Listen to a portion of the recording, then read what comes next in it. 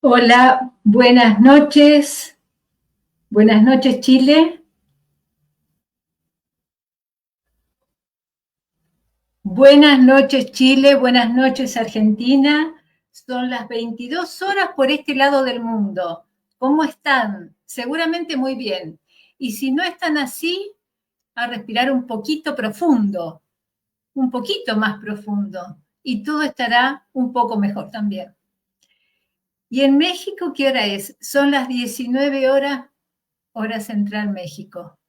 Muchas gracias a todos por los que me están escuchando, muchas gracias por estar acompañándome en estos próximos 55 minutos, donde estoy muy contenta hoy, quiero compartirlos, tengo un invitado sumamente eh, importante, importante para muchos, importante para mí también, una persona con una carrera ejecutiva de absoluta primera línea a nivel mundial, que nos va a compartir su punto de vista, algunas experiencias y quizás algo más también de esta situación de qué pasa que no pasa.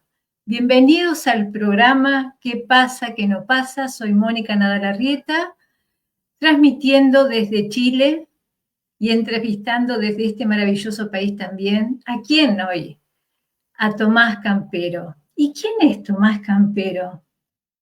Les voy a contar brevemente un currículum que da para muchas hojas.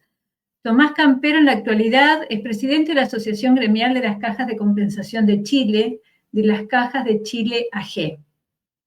Anteriormente fue vicepresidente del directorio de Cercotec 2014 al 2018, jefe de la División de Empresas de Menor Tamaño del Ministerio de Economía entre el 2014 y el 2015, especialista líder en compras públicas en el Banco Interamericano de Desarrollo en Washington entre el 2008 y 2013, director de compras y contratación pública, mi querida Chile Compra entre 2002 y 2008, presidente de la Red Interamericana de Compras Públicas y Gubernamentales entre los años 2004 y 2006.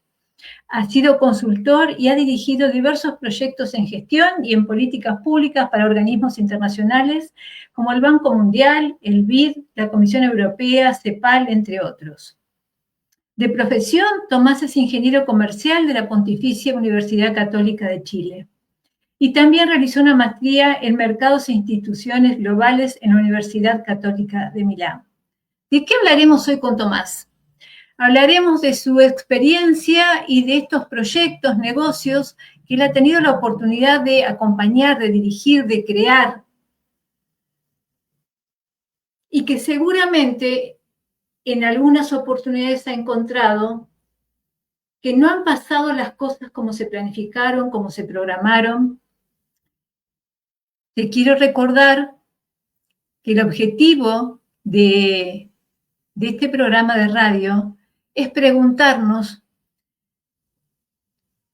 cuáles son esos factores, esas condiciones, esas situaciones que a veces hacen que aunque pongamos todo nuestro conocimiento, la inversión que tenemos a la mano, el ánimo, todo lo bueno y lo positivo para que algo suceda, esto se detiene. ¿Qué pasa con esas dinámicas internas, dinámicas inconscientes? ¿Qué hay atrás que no vemos, no percibimos, pero finalmente a veces juegan una mala pasada? Entonces, sin más preludio, voy a invitar a Tomás a que suba y que nos acompañe.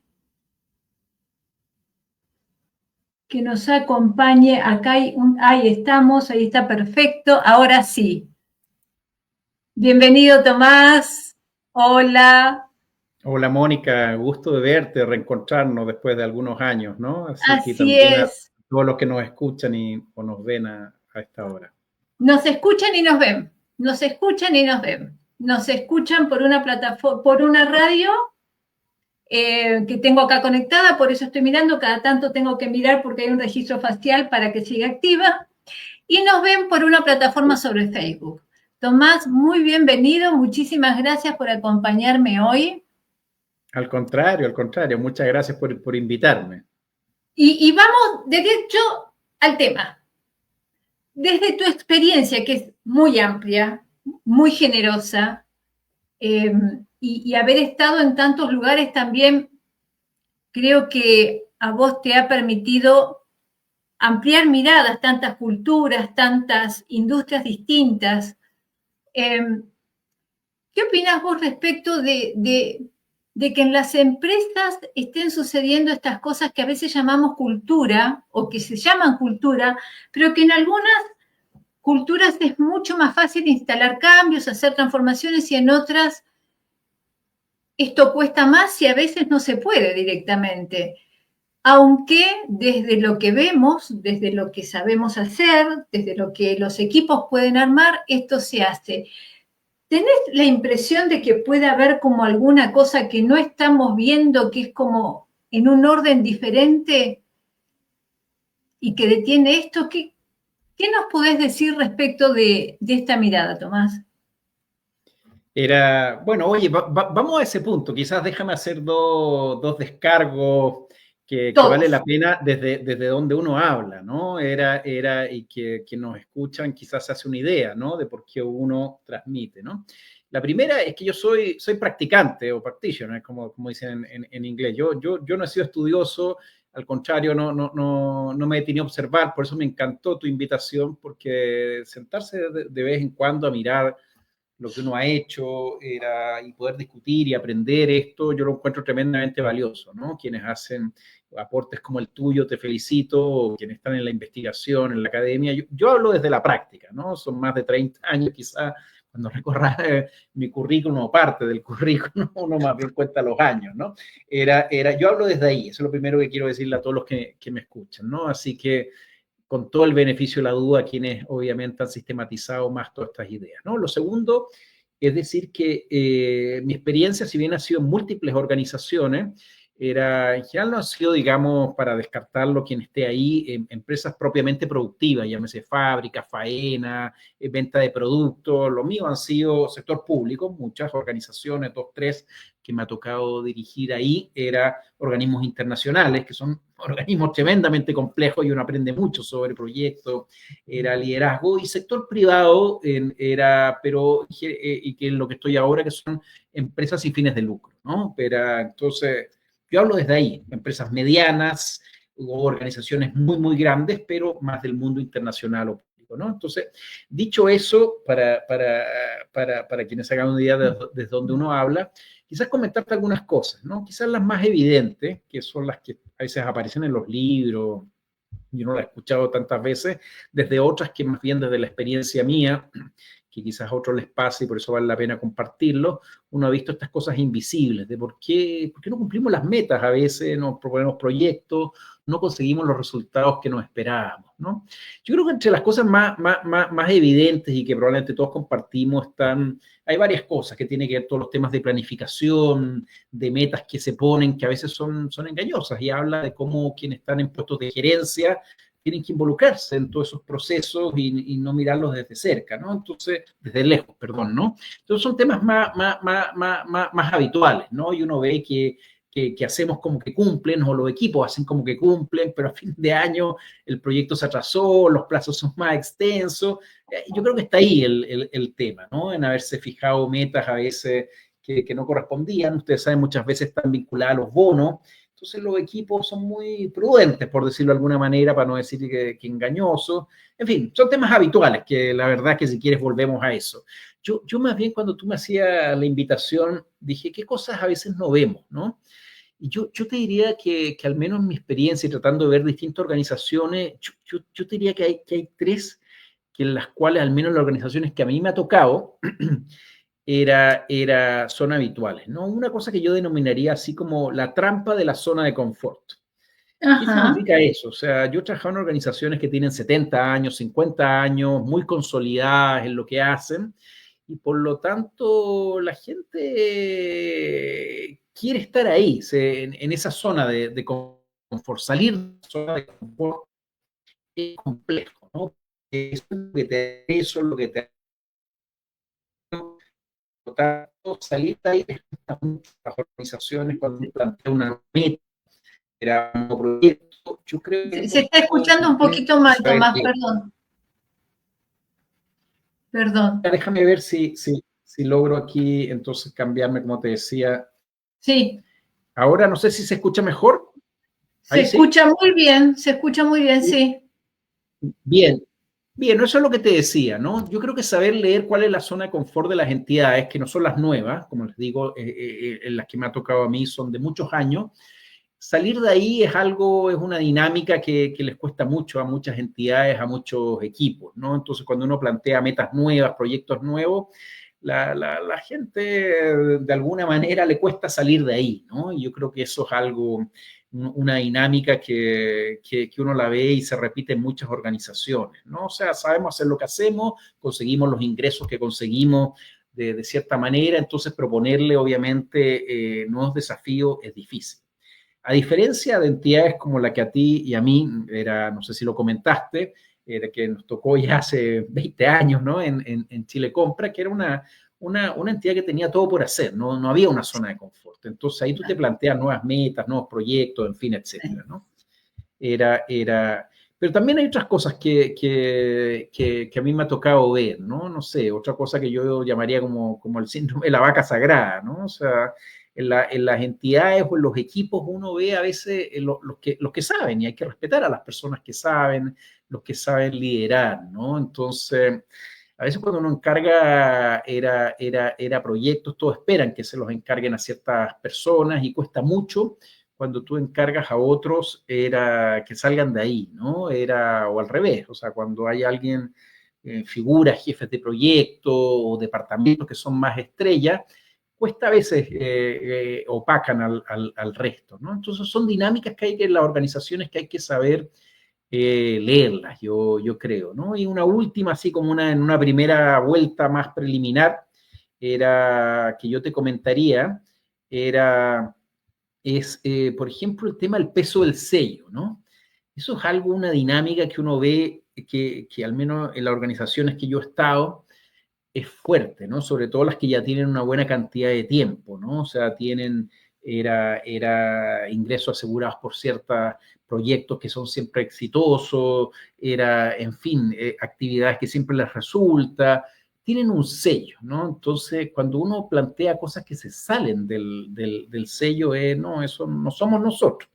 Y cuesta salir a veces de ese sello, ¿no? Tan instalado, ¿no? A diferencia, nuevamente, del ejemplo que nos tocó a nosotros, que fue fundar una entidad, una empresa nueva desde cero, que no tenía un sello. Entonces, podíamos hacer todo, después adquirió cierto sello, que era, por suerte, mucho de innovación, y quizá era un problema, que había que siempre innovar, siempre hacer cosas nuevas, siempre tener metas más desafiantes, eso también es un problema en sí mismo, pero no teníamos el peso del sello como yo lo he visto a veces en otras entidades, ¿no? Somos así, somos empresas un poquito más tradicionales, la verdad es que nosotros no proponemos eso, salir del sello es algo, ¿no? No sé, esas son como tres primeras ideas que te comento de por qué uno ve que a veces un proyecto no avanza, una iniciativa, una nueva meta cuesta mucho alcanzarla o al revés, se alcanza muy fácilmente, lo cual hablaba de que probablemente podíamos haber tenido desafíos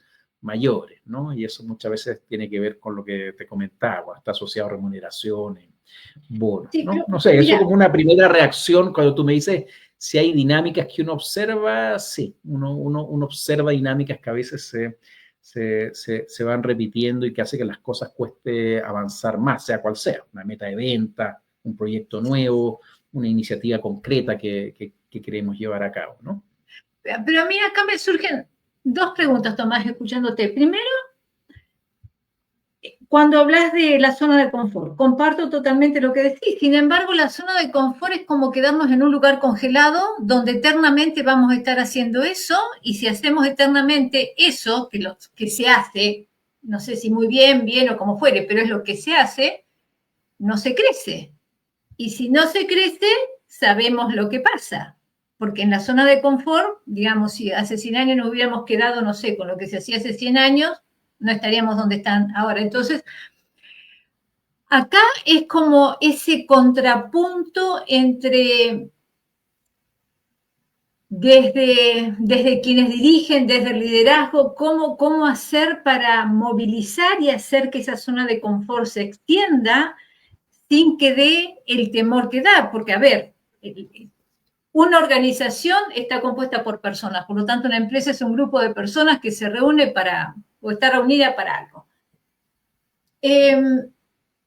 Entonces, ahí hay algo que me hace ruido. La zona de confort es un tema, sobre todo que en ámbitos de innovación, que se habla mucho, pero me hace ruido esto de que si no se hace algo nuevo, esto queda congelado y lo que queda congelado en algún momento desaparece porque el sistema es el sistema, el mercado es el mercado y nos movemos así. Y lo otro es el peso del sello, hasta dónde. A ver, si miramos empresas, sobre todo, bueno, no sé si sobre todo las empresas tecnológicas que son relativamente muy nuevas al lado de otras empresas que son antiquísimas. ¿Cómo se puede hacer para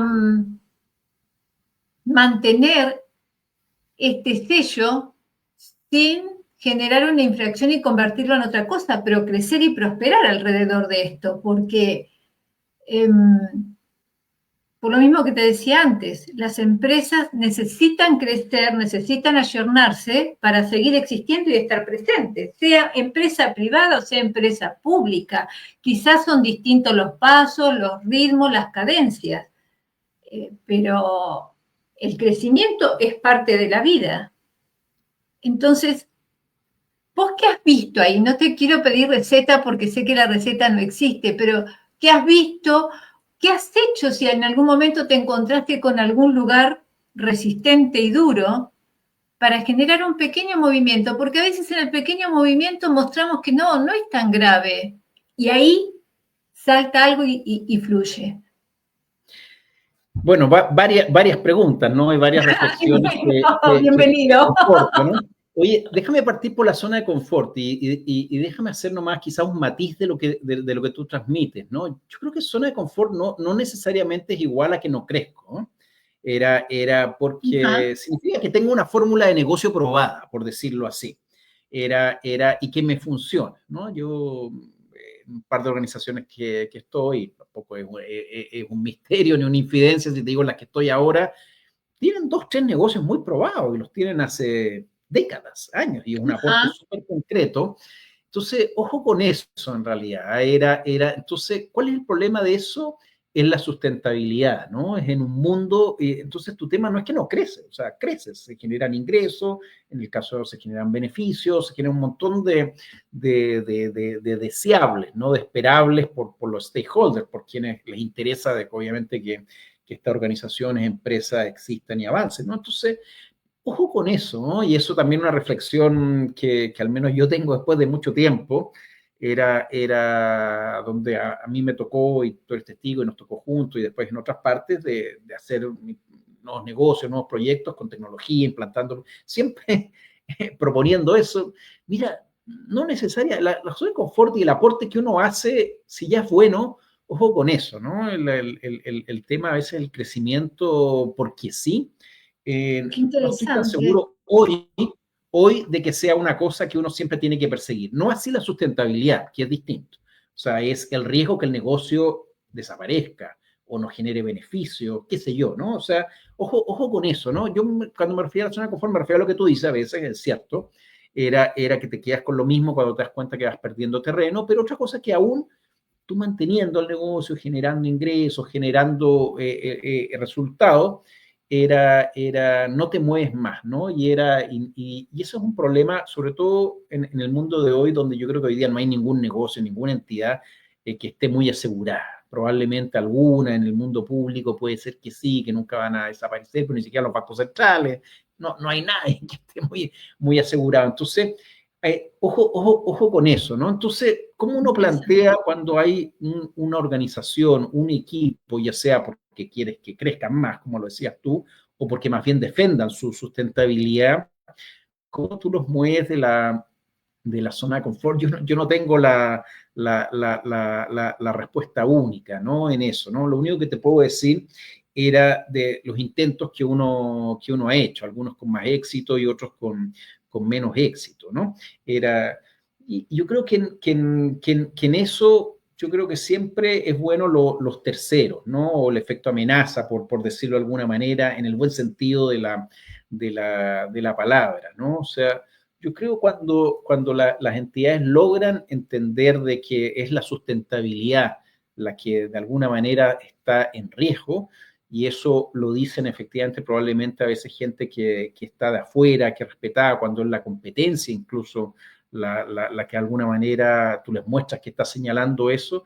Yo creo que las entidades ahí se despiertan un poco y se dan cuenta de que hay que arriesgar un poco, ¿no? Entonces, probar cosas nuevas, salirse un poquito de la zona de confort. Eso al menos, no sé si es una receta, pero es algo que al menos a mí siempre me ha funcionado en distintas organizaciones, ¿no?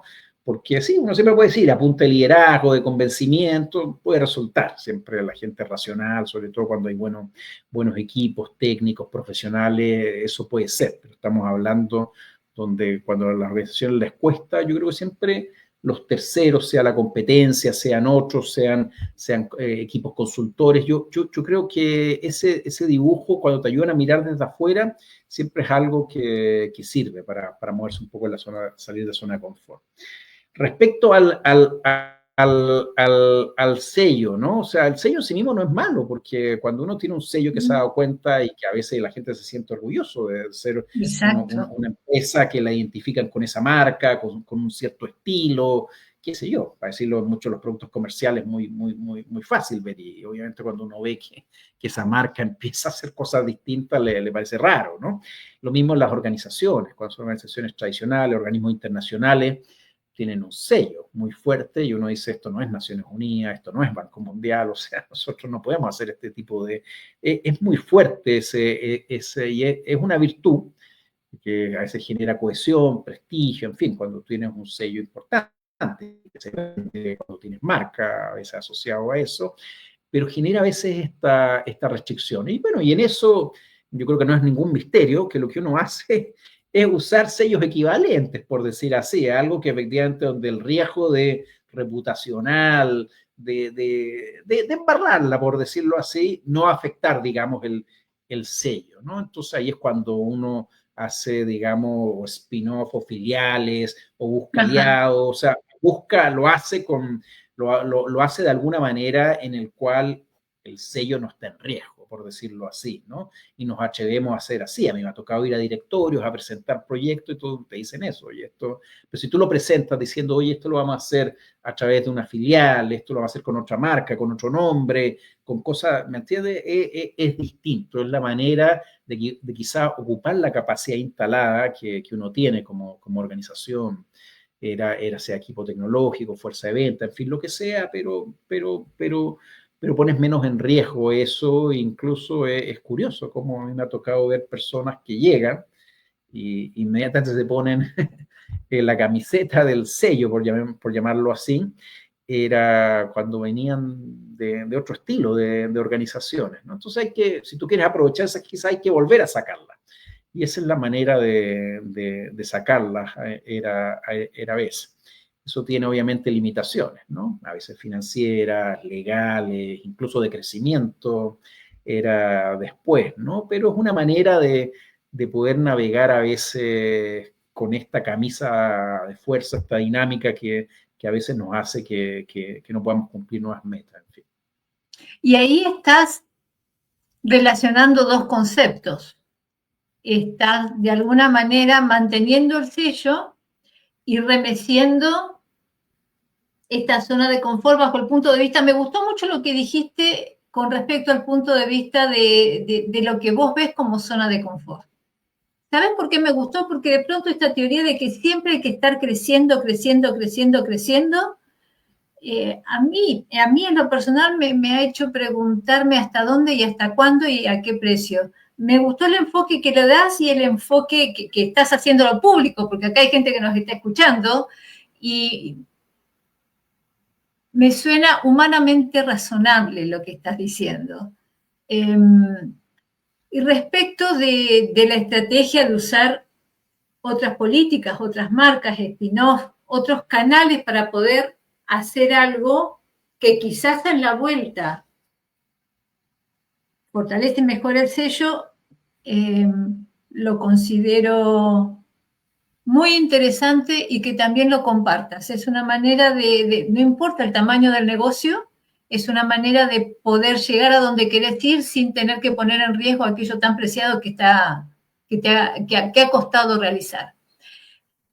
Antes hablaste de que de pronto estas estrategias hay que usarlas, esto de que aparecen terceros que remesen a los directorios, que remesen a las gerencias, que generan la vista, casi como la vista del terapeuta. La palabra terapeuta significa el que ve desde la puerta, el que ve de afuera. Entonces, ahí pensaba, ¿qué pasa con las empresas y las personas que trabajan adentro, los equipos humanos? ¿Qué tanto influyen los patrones internos, las creencias de todas las personas que llegamos a una organización en distinta temporalidad, con distintos roles, a cumplir distintos objetivos? ¿Cómo ves este encuentro entre eso que llamamos cultura de la empresa y el aporte o la injerencia o el movimiento que realiza cada una de las personas que llega a una organización, donde tengo sumamente en claro que el que llega a liderar tiene un aporte que es diferente que el que llega a hacer una tarea menor. Pero sin embargo, coexistimos y vivimos muchas personas en una organización y ahí hay puntos ciegos distintos, hay claros oscuros, ¿qué tanto influye esto en una organización, Tomás? ¿Cómo mirarías vos para llevar adelante un proyecto y llegar a buen puerto en el mejor tiempo posible? Bueno, esa es difícil pregunta. A ver, déjame hacer alguna aproximación. Mira, yo no tengo todavía una idea muy clara de cómo se forma la cultura en las empresas. Hay mucha gente que ha estudiado eso y todo. Me queda claro que existe cultura en las empresas, lo cual es una cosa bien sorprendente, como una entidad en sí misma, organismos vivos, o sea, tienen cultura, todos, incluso las pequeñas, a veces muy pequeñas, hay cultura y eso sin duda tiene que ver con las personas que son parte de esas empresas que han transitado, pero a veces va más allá de eso, ¿no? Como bien dices tú, y a veces no es una confrontación, pero efectivamente era distinto, se requiere un equilibrio entre lo uno y lo otro, lo que quiere la empresa, lo que fija un directorio, lo que un liderazgo con los equipos, con las personas, ¿no? Cómo juegan ese partido para que resulte o que no resulte, ¿no? Y hay algo que lo hemos compartido con muchas otras personas, ¿no? Era que todo tiene rostro humano, le digo yo. O sea, era detrás de a veces el éxito, el fracaso, un buen día, un mal día, es el rostro humano. O sea, al final todos somos seres humanos y tenemos desde problemas físicos, problemas en la casa, con los hijos o experiencias. Y uno se da cuenta que a veces la gente habla desde ahí, desde la experiencia, y por tanto saber leer eso desde donde hablan las personas es súper importante, yo creo en general, ¿no? No solo para los proyectos, para plantearse una meta y cómo resolverla con un equipo, con los aportes que hace cada uno, ¿no? Yo creo que eso es súper, era relevante, ¿no? Entender de dónde viene. O sea, me ha tocado trabajar con gente, no sé, que viene del mundo de la minería, del mundo de la construcción, y esa es su experiencia. Y desde ahí te hablan muchas veces, cada vez cuando están, y me tocó en proyectos tecnológicos, porque esa era su experiencia. Entonces ya está, y le fue muy bien. Pero claro, todos tratan de aplicar eso. Entonces, una cosa que es como bastante obvia, pero que yo creo que se repite una y otra vez, y sobre todo es más complejo cuando son temas más personales. O sea, cuando tú te das gente de temas tan obvios de que están viviendo procesos complejos en su familia, con alguna enfermedad, separación, o sea, digo, desde los temas propiamente profesionales hasta entonces, yo creo que muchas de las explicaciones a veces tienen rostro humano. Yo me he dado cuenta a veces más que técnicas propiamente tal, ¿no? O sea, oye, de que no, la previsión que hicimos y la proyección que teníamos de que tantas personas iban a hacer uso de esta prestación que nosotros damos, en fin, falló porque la gente se enfermó menos, entonces, en fin, ocupó menos el seguro, qué sé yo, ¿no? Para no entrar en la casuística, eso pasa, ¿no? Yo creo que todo el mundo tiene presente, pero cuando uno se da cuenta que hay un porcentaje que yo creo que es cada vez más importante, me he dado cuenta de que muchas de las explicaciones tienen otros humanos y por lo tanto saber leer lo que le pasa a las, lo cual no significa hacer corazones abiertos todos los días, pero estar pendiente de eso. O sea, yo creo que un buen gerente, un buen líder, estar pendiente de lo que le está pasando a los equipos, de dónde viene, conocer su historia, recordar, porque a veces lo vemos en el currículum cuando contratamos a alguien, pero se nos olvida. Oye, esta persona tiene esta formación en realidad y por lo tanto en general sus aportes o desaportes lo va a hacer así. Y eso después se mezcla con los intereses, ¿eh? Y es un tema que se ve en todas las organizaciones.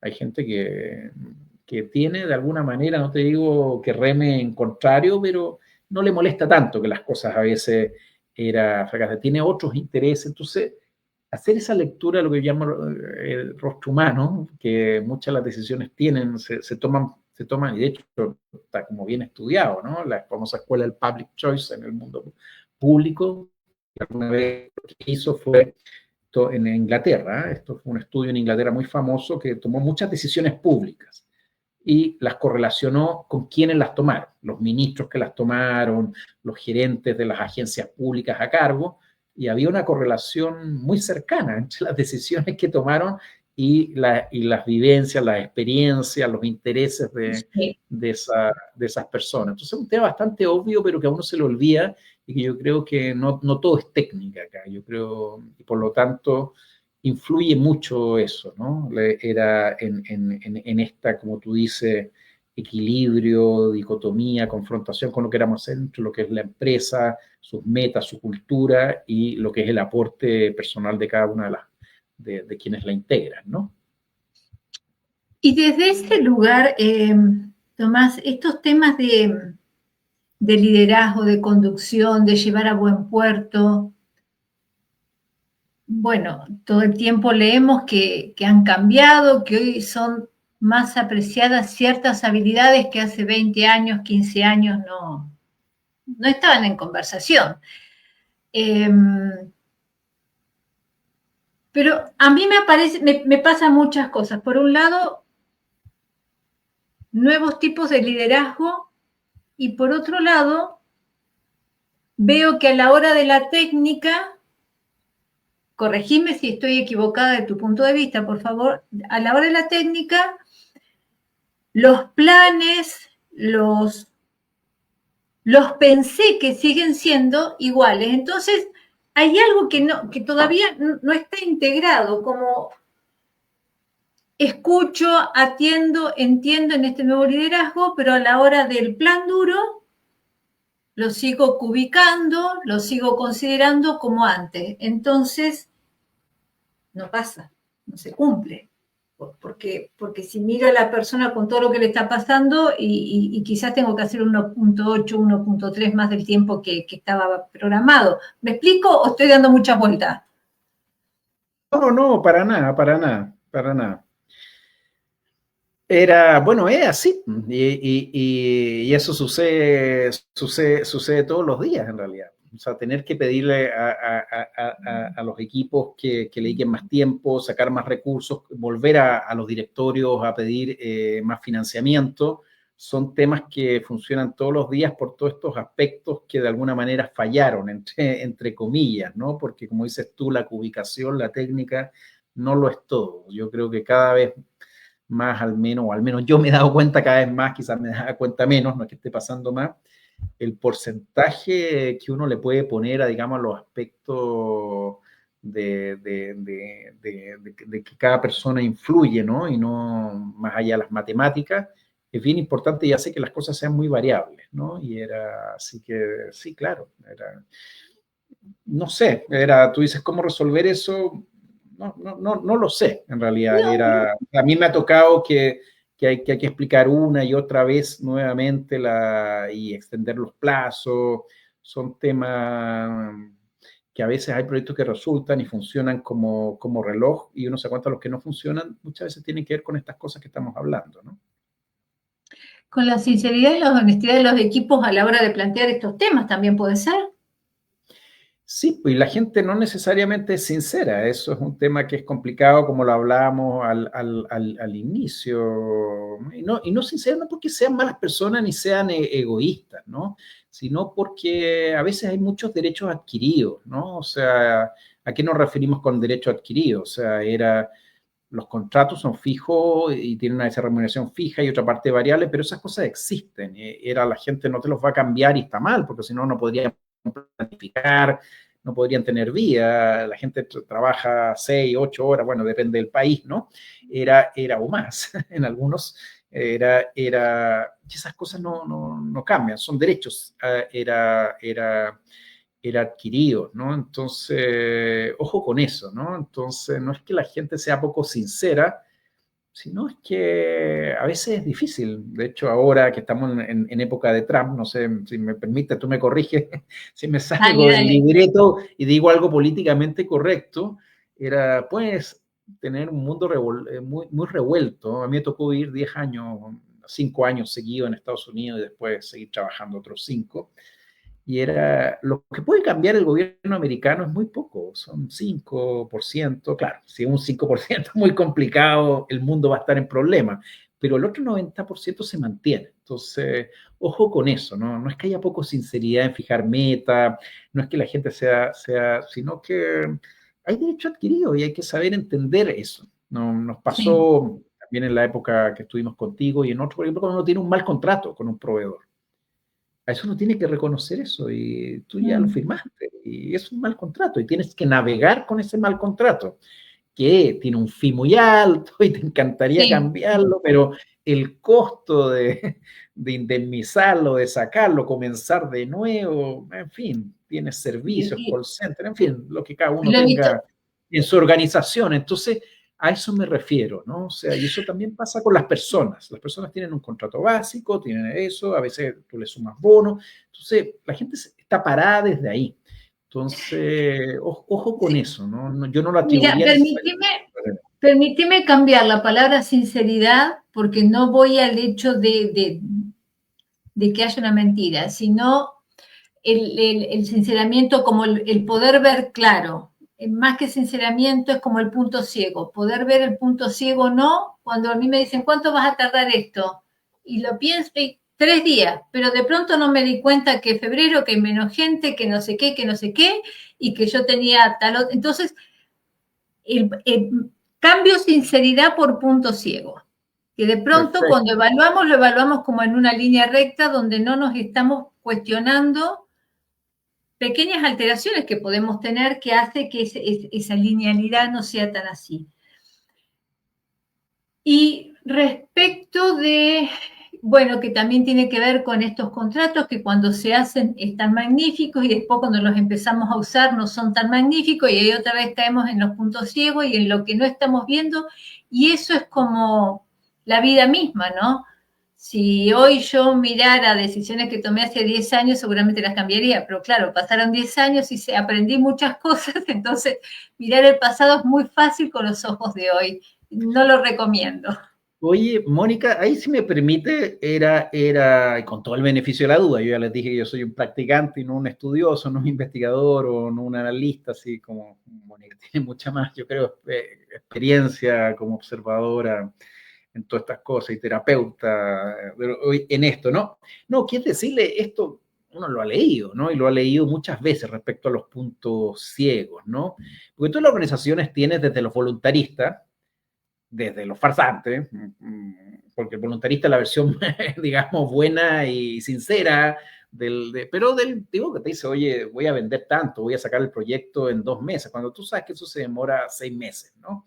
Y al revés, los que de alguna manera se protegen para cumplir la meta, le ponen muchos peros, ¿me entiendes o no? Mm, Muchos if, para ponerlo en sí, lenguaje sí, programa, o sea, sí, muchos sí.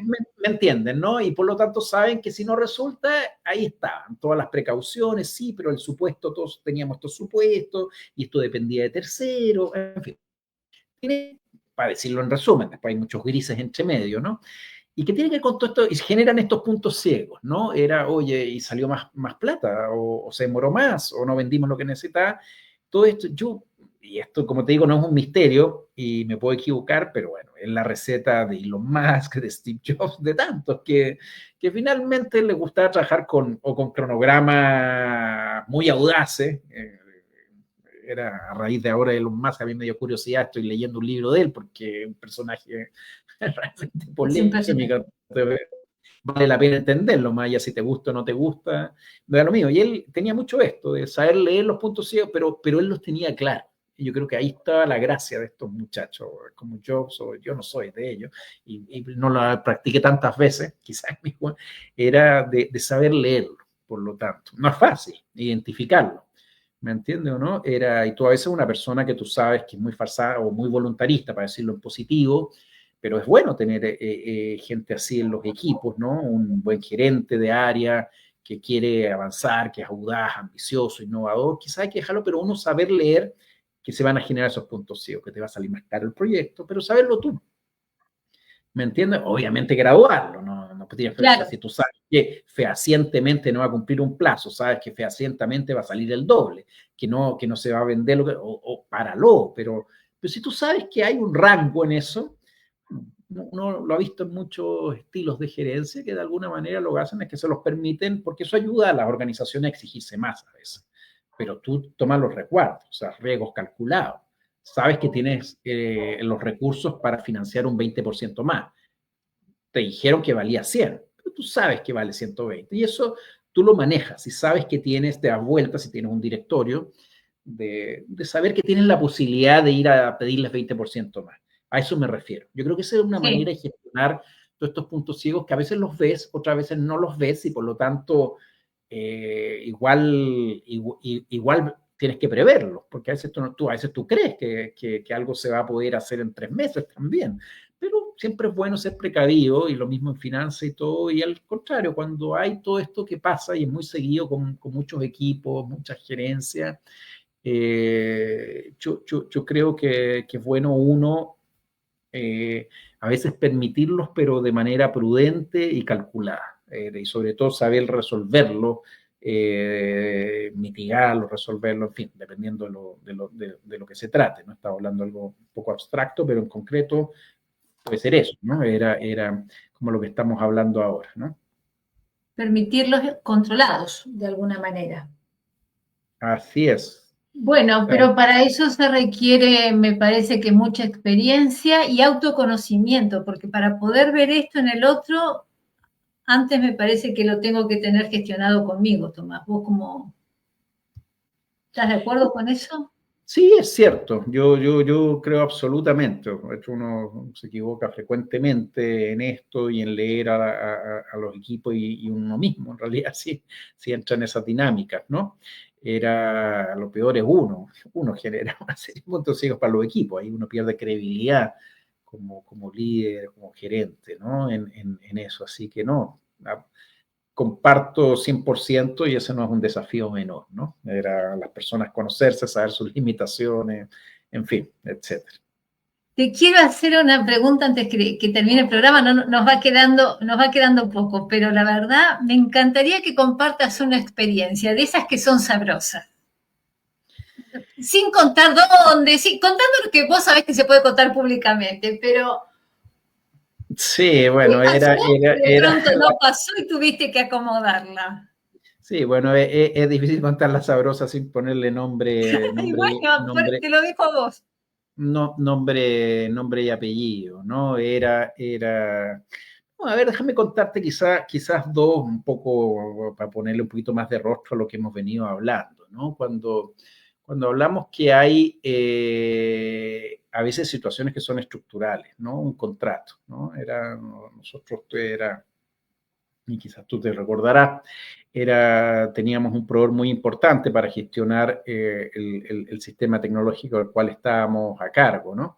Teníamos un muy mal contrato. O sea, es una muy buena empresa y de hecho yo sigo teniendo una muy buena opinión, pero efectivamente un mal contrato te puede generar un problema complejo. ¿Por qué? Porque cuando probablemente tú inicias a veces ciertos proyectos, especialmente esos tecnológicos, tienes información parcial, ¿no? Y tienes muchas variables, ¿no? Entonces a veces es difícil calcular los pagos, las retribuciones, era por todos los controles de cambio, cuando sabes que son cosas dinámicas que va a requerir que cambien mucho, ¿no? Entonces es difícil uno a veces asignarlo, uno a veces dice, oye, voy a comprar un montón de infraestructura, de ingeniería, y después no la voy a necesitar, entonces tratas de hacerlo de otra manera, ¿me entiendes? ¿O no? Y pones, en fin. Entonces era tener un muy mal contrato con una muy buena empresa, ¿no? Entonces, yo creo que en eso hay dos maneras, o sea, una es finalmente reconocer eso y ser capaz de asumir los costos asociados a terminar los contratos y cambiarse finalmente a otra estructura, ¿no? Y otra manera de que asociado a eso, de cómo uno mantiene, era, digamos, porque la idea no es generar un problema ni a la otra empresa, ni a esta empresa, uno se va a encontrar al día siguiente con todas las empresas, las puedes volver Sí. a necesitar. Es en las salidas probablemente igual asegurar de que haya cierta rentabilidad que quizás no está en este negocio, sino en otro. Por ejemplo, en este caso de entregar cierto royalty o franquicia para que la maneje. O sea, ahí yo creo que hay que pensar fuera de la caja, pero el objetivo es el mismo. Es que la empresa, si bien no perdió el negocio y le fue mal y tuviste un problema en eso, ver cómo igual a partir de quizás de cosas que son a veces que tienen que ver con propiedad de la marca, con el know-how, con los derechos adquiridos de comercialización, tú quizás entregarlos en realidad, cosas que no están en este contrato, pero entregarlos de alguna otra manera, ¿no? No sé si es una historia tan sabrosa, pero es una manera en la cual uno puede salvar a veces este tipo de problemas, ¿no? Era,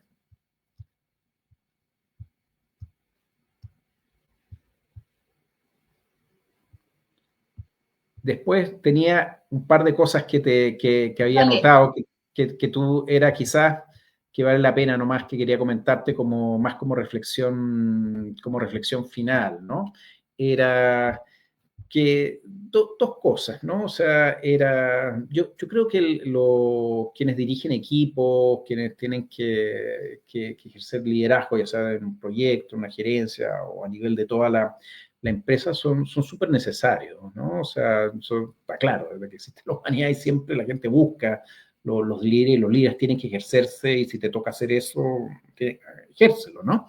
Era atreverse a ejercer esa posición, ¿no? Pero yo creo que también una cosa que yo creo que es importante aprender es, no sé si lo podemos denominar así, que es apagar el líder, ¿entiendes o no? Ay, ¿y Yo eso creo qué? yo creo que uno no, uno tiene que cumplir un rol, si obviamente te designan en una empresa a cargo de eso, en una organización, hay que ejercerlo, ¿no?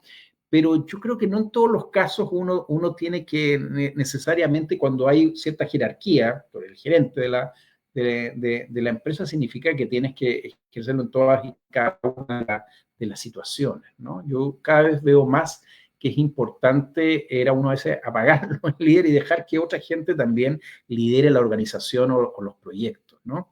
Yo creo que es un tema, siempre está la imagen clara, no sé, del coach, del entrenador, como el líder que deja jugar a los equipos, pero yo creo que a veces uno tiene que subir un peldaño más arriba, incluso de espectador, ¿no?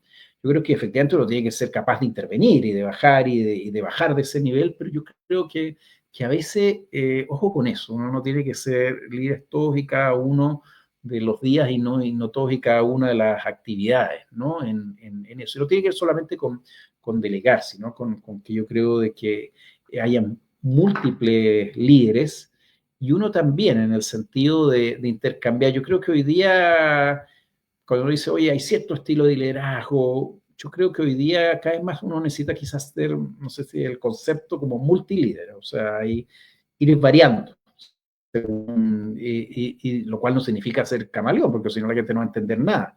Pero yo creo que según los periodos de las empresas, yo creo que uno tiene que aprender también a cambiar de tipo de liderazgo. O sea, a veces hay liderazgo que lo que requiere es mucho más de contención, mucho más de asesoría, dejando que los equipos más funcionen.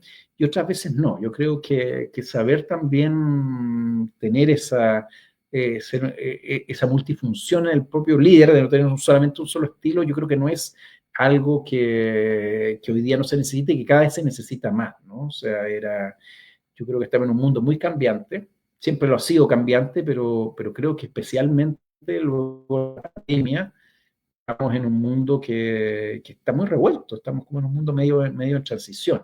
Entonces yo creo que uno necesita ejercer a esos distintos tipos de liderazgo. Pero a ver si te entiendo, que la misma persona pueda tener la capacidad y la habilidad de de ejercer distintos liderazgos, no que la empresa haga estos switch contratando líderes con distintos tipos de liderazgo. No, me refiero a uno mismo. Yo creo tener una capacidad, claro, de ejercer distintos, lo cual no significa, porque uno siempre le pide a las personas que ejercen de gerencia cuando te ha tocado arriba, que tengan habilidades, ¿no? Y eso, obviamente, tiene que tener distintos tipos de habilidades, en la técnica, también en las habilidades blandas. Yo me refiero a cambiar los estilos de liderazgo. A veces uno tiene que ser capaces de ser distintos según los grupos de personas, ¿no? Me ha tocado mucho ahora, la experiencia era reciente, en el cual uno para ciertos tipos de equipos con los que te relacionas, de proyectos de organizaciones, puede ser un líder mucho más político, ¿me entiendes o no? En otros tiene que ser un líder mucho más ejecutivo. A esto me refiero con el multiliderazgo, en realidad. Y no significa cambiar de personalidad de un día a otro, pero yo creo que a veces se requiere eso. O sea, uno dice, oye, ¿qué tipo de líder soy? No, yo ejerzo tal tipo de estilo. No, yo creo que a veces uno ejerce más de un tipo de estilo según los equipos, los proyectos, los entornos en los cuales te encuentras.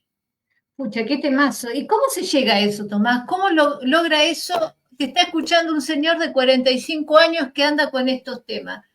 ¿Cómo se Yo no lo llega sé ahí? cómo se llega a prueba, en el caso mío, a prueba y error. O sea, darse cuenta, probablemente al inicio uno tenía ciertas habilidades y cierta receta y cierta manera que funcionaba en ciertas organizaciones. Y si no, no te iba bien, qué sé yo, ¿no? Para prueba y error, darse cuenta de que efectivamente uno tenía que hacer como un líder un poco distinto. Con otro equipo, a veces dentro de la misma organización, ¿no? O sea, en eso uno lo depende en el sentido de que la misma receta con dos equipos, dos proyectos, no funciona siempre. Hay que ser coherente, por supuesto, ¿no? El mismo gerente, el mismo director, el mismo presidente, pero uno se da cuenta de que no tiene que ir solamente con habilidades distintas, sino con tipos de liderazgo distintos. O sea, me toca dirigir una organización que es pequeñita, que es un gremio, donde la gente espera mucho más formalismo, no te digo autoridad, pero eso es lo que espera. Y eso les funciona, y funciona en realidad. Pero en otro entorno, cuando uno le toca dirigir otro tipo de organizaciones dentro de la misma estructura, se requiere otra cosa, ¿no? Por ejemplo, cuando te toca dirigir, a mí me toca dirigir a esos comités de gerentes o de presidentes, de gente que incluso a veces tiene mucho más poder que tú, pero tú eres el que eres a su vez su presidente. Entonces, es otro el tipo de liderazgo que se requiere ahí. Entonces, a eso me refiero. O sea, yo creo que es tener un poquito de capacidad de tener este multiliderazgo, tener en cierto entorno era aplicar cierto estilo versus en otro lado para darse cuenta, porque tratar de aplicar la misma regla no siempre funciona. Eso me costó a mí aprenderlo después de mucho tiempo, en realidad. Qué lindo que es escucharte y 30 años a disposición de todos los que estamos escuchándote. Ha sido un privilegio, Tomás. Estamos llegando al final de la entrevista. Algo difícil. Déjame un regalo que sea una síntesis para un gerente o un empresario que tenga en este momento dudas de cómo seguir. ¿Qué mensaje le das? No te pido recetas. ¿Qué apertura, qué camino, qué paso puede dar mañana distinto al que ha hecho hasta ahora y que vos se lo podés regalar en función de todos estos años? Vos empezaste siendo un líder con infinita responsabilidad y una persona con mucho menos de 30 años. Tenés un camino impresionantemente recorrido desde muy joven. Entonces, A mí humildemente me parece que sí podés decir algo a quien quizás tan joven está tomando alguna responsabilidad o a quien ya no es tan joven y se está encontrando frente a cómo hago mañana con este grupo, con este grupo, con este equipo. Wow, no, es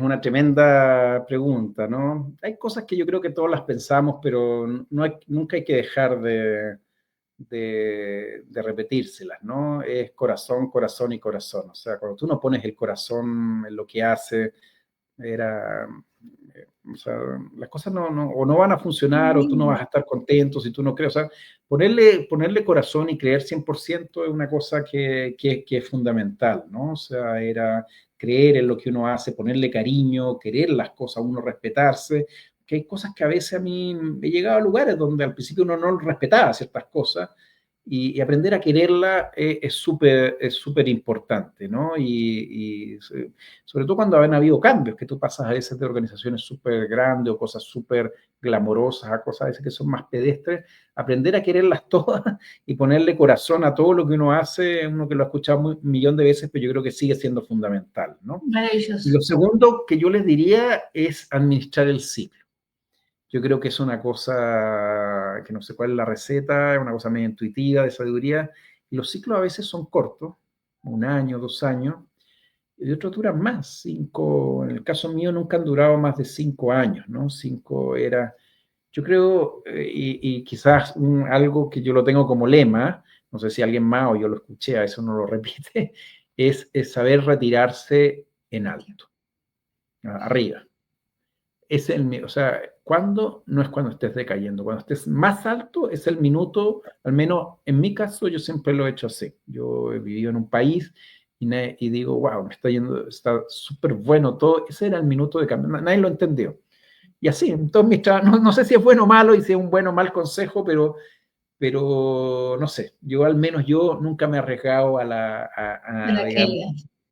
exacto, hay que retirarse, cuesta mucho. Uno dice, oye, a veces ganas plata, a veces te va bien, a veces entretenido, glamoroso. Saber cambiar y retirarse en alto, no sé, es algo que siempre te mantiene mirando para atrás, era de que lo has logrado, te ha ido bien y te estimula a seguir haciendo más cosas y a seguir cambiando. Pero respeto a la gente que a veces está 30 años en un solo lugar. Retirarse en alto, no sé, eso al menos ha sido algo que a mí me ha funcionado. Tomás, mis respetos, mi admiración a tu carrera, a todo mi agradecimiento, porque gracias a tu sí hace 20 años entré a trabajar en el mercado chileno y eso lo quería decir, No, para mí es al importantísimo. contrario, fue suerte nuestra encontrarte, así que todo lo contrario. Y bueno, en algún momento te volveré a hacer otra invitación para seguir profundizando temas como los de ahora u otros temas, o armaremos un panel, ahí ando poniéndome un poco más avesada con esto. Te Claro, estoy muy sumamente entretenido sería. agradecida, estoy contenta, estoy feliz con esta entrevista, Tomás. Millón de gracias y si me acompañás, seguimos en privado. A quienes nos han escuchado, a quienes nos han visto, les dejo un abrazo enorme. Nos vemos el próximo jueves. Ya sabés que no te voy a contar si es invitado o invitada, pero también va a ser una entrevista del estilo de la que hacemos todos los jueves. Tomás, muchísimas gracias. Y ahora No, viene gracias. la terna mexicana, un programa maravilloso que te invito a seguir escuchando. Nos estamos viendo. Quédate, Tomás, ahora seguimos. Gusto de verlo.